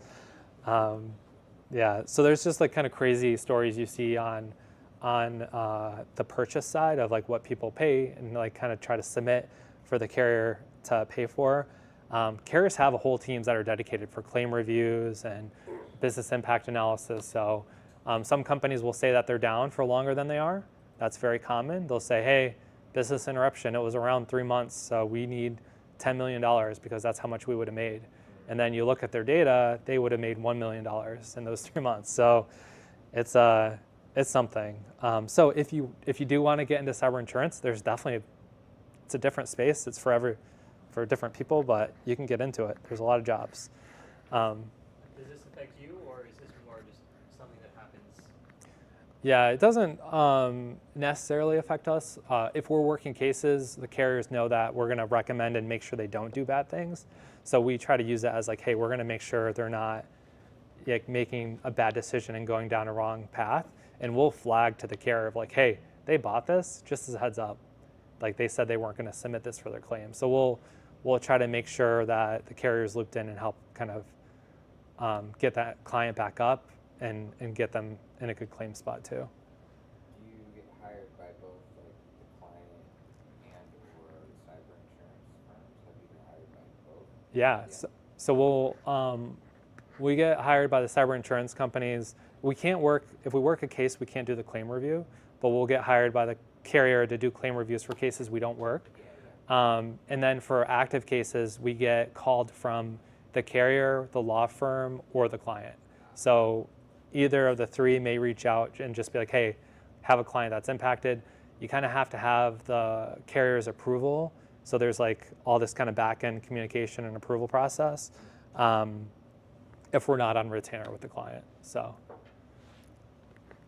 And asking for a friend, but do the cyber insurance firms typically have something for whistleblowers to get paid for those that don't behave? For whistleblowers.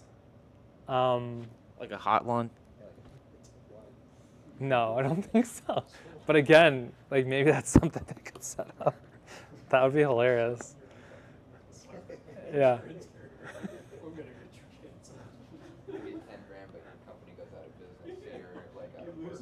We have insiders. We have insiders. Yeah, I see this email. They knew about this, by the way. Yeah. Yeah. They don't want to show you this, but check out this USB drive, and you show up in person. They're like, what are you doing? But yeah, no whistleblowers on the cyber insurance side. Yeah. I mean, you're thinking of whole new business markets here. Like, yeah. How much is cyber insurance? Yeah, we're kind of in a soft market now. I have better data on that. It's what is the kind of like the normal price? Yeah, like it depends on what type of coverage. So as low as like $1,000. Yeah. For like small integrators and stuff like that. Yeah. Yeah, there's different tiers. Like if you're looking at, you want a $5 million coverage premium, and then there's like, oh, well, what does that cover? How do I break that out? The brokers, there's a broker market that helps with it. But yeah, it's going to be like, sometimes up to like 20, 30,000. I mean, if you're talking about huge enterprise, like Fortune 100 companies, it's going to be a lot more. Yeah. The only companies I see that don't get cyber insurance are like the huge, like companies that have so much money, they can just burn it. So they're just like, they have their own approach and processes. So yeah, self-insured. But it is a hot topic for SMBs. It's a good chunk of change, right, that they're paying into that they may not ever use. So it's always like, well, do we really need 3 million? Do we need 5 million? And we use our data to tell them like, yo, this is how much it costs. So we try to give that to clients we have to say like, well, this is what a real incident costs. So you're okay, or you might be okay if you ran into an incident. So. Depending on the company, they'll have an internal GRC team be able to do risk quantification.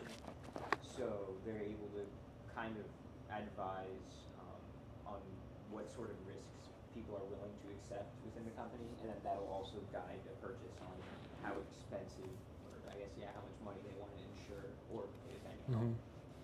Yeah, there's like a lot of different layers to it, and brokers are getting more creative around the scans they do and what they can provide, like Marsh, if you guys ever heard of them.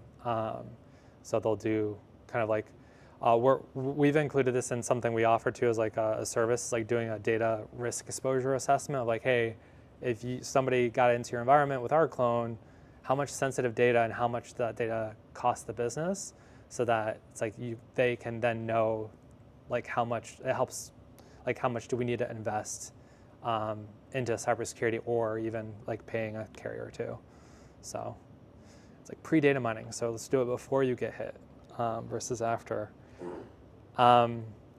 Yeah, no, the huge costs like data mining. There's like I don't think it makes sense to be self-insured because just like the costs are so excessive. Yeah. Do you think that the AI impacts that we're seeing around like GPU, RAM, and CPU prices might affect some of those insurance policies because you're going to have to replace infrastructure or hardware? Yeah. It's going to be an added cost now. Yeah, absolutely. I mean, I made jokes over the years that Best Buy has made so much money off of ransomware. Like no one talks about it, but like maybe that help them survive a couple years. I don't know. One of the first ransomware things I had ever worked on was the Saudi Aramco, and like it was just ridiculous because they sent 2 guys on a plane to the Philippines and bought all the hard drives, and it like affected the prices for the next 2 or 3 years. Really? Yeah, because they literally went to like Samsung, like that was pushing out like we need every hard drive you made because all of their systems were encrypted and they were just starting fresh. Yeah. Re-imaging every computer. Yep. For the oil company.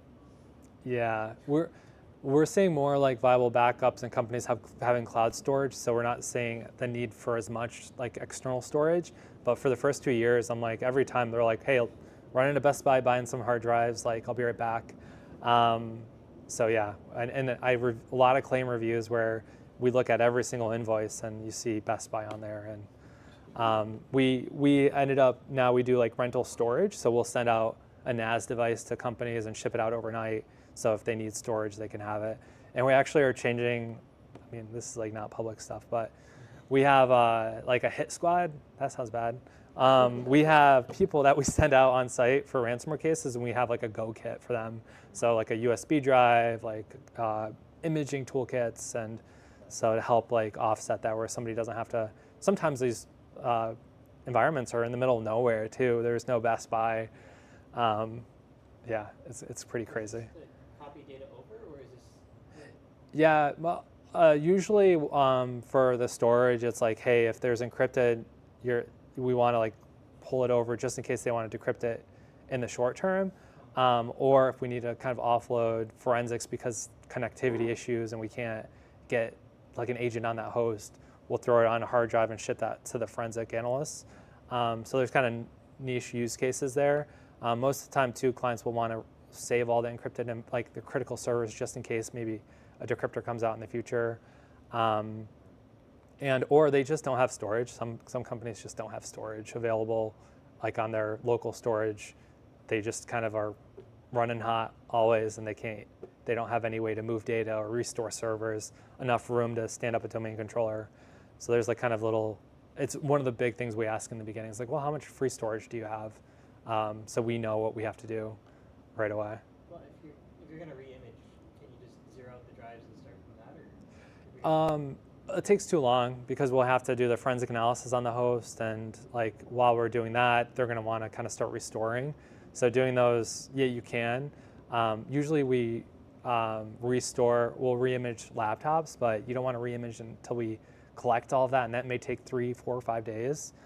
So it's just a timing situation, and then afterwards, like, hey, can we delete this? Can we delete this? Yeah, and then if it's a big litigation, big client that has like probably pending lawsuits, you may have to retain even more data. Yeah, it just sits there. Yeah. Yeah, that's fun. And from a cyber insurance perspective, they'll pay anything if it expedites getting the business back up and running. So they're pretty flexible. So it's not like they'll be nitpicking. So most of them are going to be like, okay, did that expedite recovery? Good. Then glad you did that. It's just a lot of companies kind of make up stuff. And tracking the why. So your house burnt down, you rebuilt it. Did you like remember why you did certain things? That's a big piece of it too. So carriers are going to ask like, why did you make that decision? Like, let's kind of get into the weeds of it. And that will happen months later. So a lot of companies don't remember why they did what. So tracking and knowing why and how you rebuilt your house is important. Where did you get that new TV? Yeah, it was in the break room. Yeah, we hit some of this too. Prioritize assets. This is a good list too. So if you have like a change management system in your environment, preferably ServiceNow because it's the best. But whatever Just kidding. I love ServiceNow though. But these are good fields to have that prioritized asset list that most companies don't have. And then communication governance, knowing like how your leadership team's gonna communicate. I had a case where we had 3 CEOs on a call trying to make different decisions on the business. So knowing who's gonna make what decision and who's in charge. And then cyber insurance, like understanding coverage, and working through scenarios of how you would use your cyber insurance too. And then recovery tactics, it's really just like there's like, a lot of people want to over-engineer how they're going to recover environments. There's tools out there that can automatically restore AD. There's a lot of it's kind of the basics. A lot of people don't focus on. We have this company that I'm working with that has spent years, and then they're in the financial space. They're probably one of the smartest teams I worked with. I'm like, all right, well, what's the 20 servers you would restore for critical services? And they're like, well, we can create that. It's going to take 2 to 3 days. So having that list is just basic and important. And then knowing just simple stuff of how you're going to restore it, who's the application owner, who do you have to call. So it's just basic stuff, getting from A to B the fastest. It's like the 2 things I've always seen most people never have, and you kind of said it yourself: asset inventory and a crown jewel analysis. Yep. They never have. It's the 2 things everyone should do, and they know they should do. It just doesn't. Yeah, and there's always like one person that people are afraid to bring it up too. Like there's always going to be one business owner that's like, I know it, but then you go to the IT team, they may have no idea. So it's also good for the IT team to know and kind of mold their day-to-day, and the security team to know too, right? But yeah, huge gap. And this is just an example of a timeline. So this is a realistic kind of end-to-end ransomware case. So attacker gets, foothold, silent failure of security tooling, they escalate privileges, they exfiltrate data. This is Conti, but this could be any group. Encrypt right after exfiltrating data. Forensic teams are engaged. Forensic begins, recovery begins. You get some of your critical servers restored, moving into that Wednesday. Forensic investigation wraps up the following week. So you can see it's like staggered, right? When you think about an incident, you think, oh, it's going to be 2 days and we'll be done. But this is a marathon, not a sprint. And this is just kind of what a normal case looks like. So businesses want and build everything around restoring in 24 hours. You'll see most recovery and DR plans like, oh, we can just restore that in an hour and get that back up and running. What happens if everything's down? You have to restore 100 servers. It's a whole new conversation.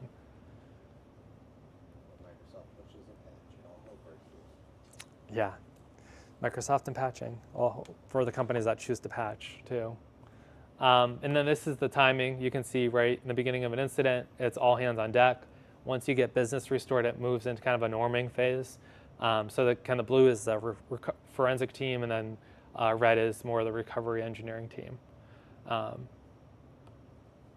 Yeah, this is like accurate live data that from a case we worked with CrowdStrike on too. And then these are fun benchmarks, right? Of like, hey, company wants, looks like gray, but how fast companies want to recover and step through the main tasks here and what reality is. So, segmenting backups, it should take 30 minutes, but sometimes it takes days. Blocking traffic. We've had to send people on site to simply block outbound traffic because of the network engineer. It's a legacy network environment and they don't know how to do it. I mean, that's happened on 3-4 cases that I've had. Isolate endpoints, as you have an MDR team, you're in a good spot, but a lot of teams struggle to actually isolate what's actually impacted in their environment.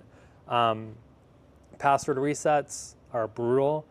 Service accounts take the longest, so resetting service accounts is very manual, and most environments have like 50, 100. You have to go one by one. And then having a kind of a tier 1 recovery list, this is like the short-term list that we would recommend, and some goals to shoot for, from mapping assets, assessing backups, restoring, doing forensics, moving to production.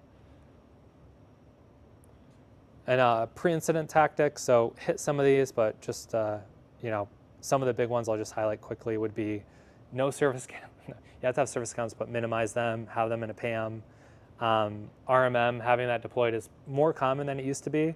As long as the attacker's not using it, it's very good to have in an environment to get and touch assets that are maybe remote users or people not in the domain. Setting up a segmented VLAN, having that capability using kind of segmentation tooling is rare but awesome. And then storage utilization, we hit that too. And then I have this technical breakdown, if anyone wants it too, that I can send to after this, like the really detailed Active Directory rebuilds process. This is like something that we do on every case that, I would say most teams just don't have to do day to day. That's pretty efficient. So kind of just steps through, how to move FSMA roles, how to rebuild, how to validate connectivity, critical step in most environments. Most environments you're going to want to rebuild your DCs. Attackers won't normally encrypt them. It's how they have access in the environment before they get kicked out.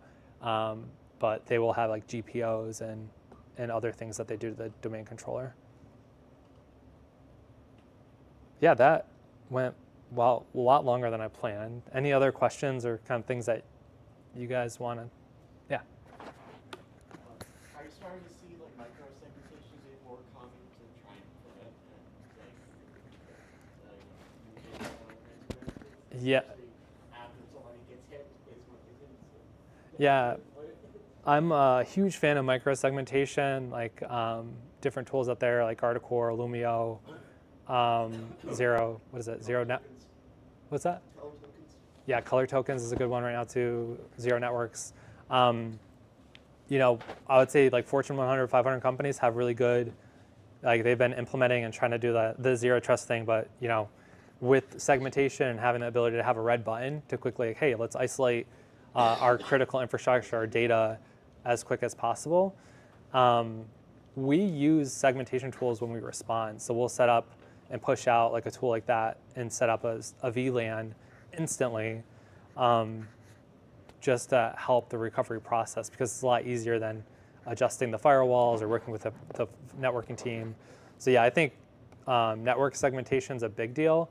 I know back when we all used to try to do it with, firewall, what do you call it, like firewall sensors, blocking east-west traffic, became expensive and not necessarily as common as we all thought it would be. But yeah, network segmentation is a huge advantage because you can block, normal activity that your EDR may not detect, living off LAN behavior, segment. It'd be nice not to have your backups on the same network. Nice to be not to have your management infrastructure on the same network or your sensitive information. So yeah, hopefully more people use it, but we're seeing it being adopted more. I actually had a call today with a client on it and like how they can set it up. It's still like not as mature as I think companies should have it, but it's getting there. But yeah. So y'all being the professionals and responding to incidents quite frequently, what's been, I guess, the most prolific or the most common threat actor or group you've ran into here recently?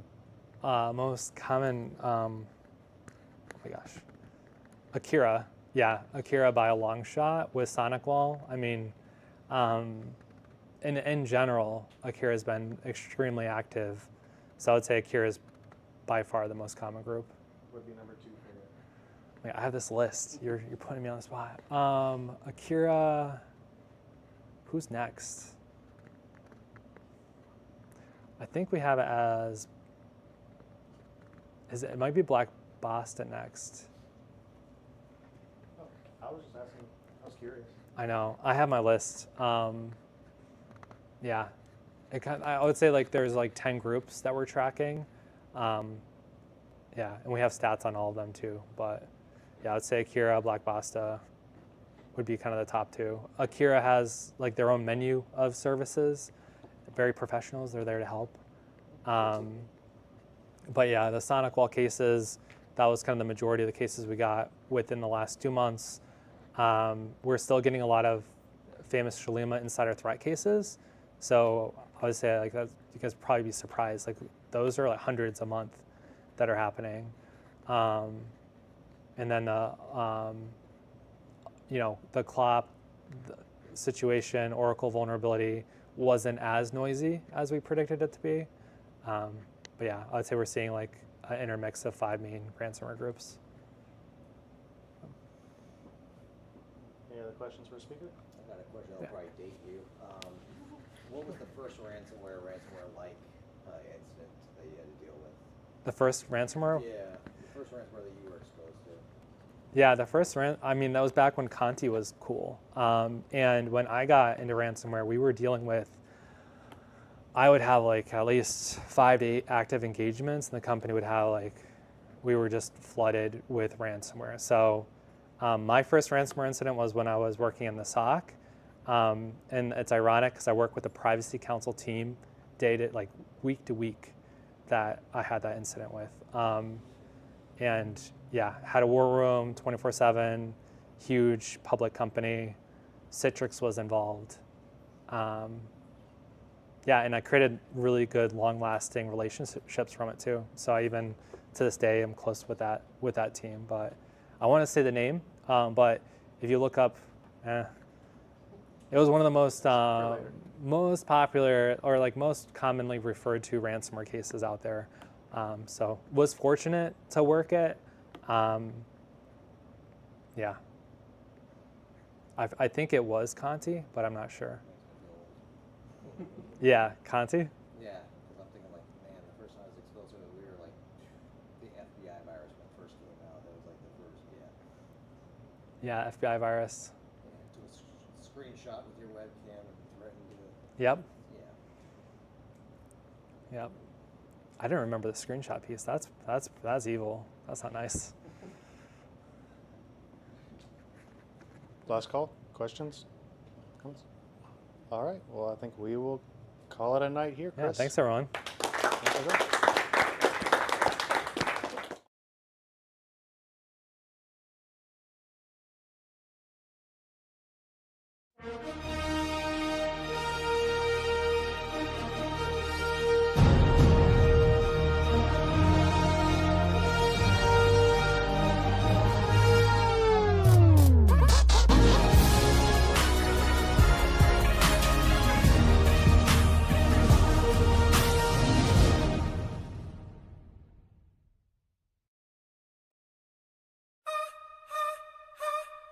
It's time